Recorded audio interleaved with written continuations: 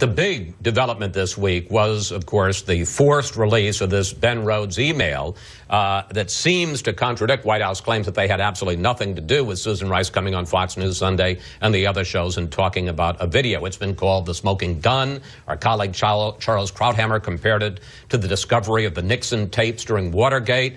George, how significant is it? Rather less than the Watergate tapes, which showed a president at the heart of a crime wave, suborning perjury and raising hush money and all the rest. This is a memo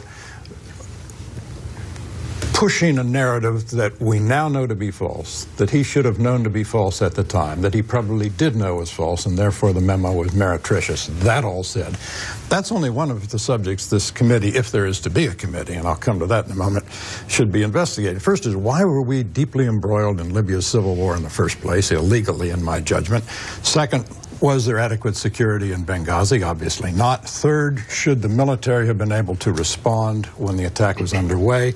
That's an intramural argument within the military that General Lovell, by his testimony, poured kerosene on, and that's fine. We should just quickly point out he was the deputy intelligence chief of AFRICOM who said that he thought that we should have responded. Which now comes to the video. It strikes me as not the most important of those topics, and the committee.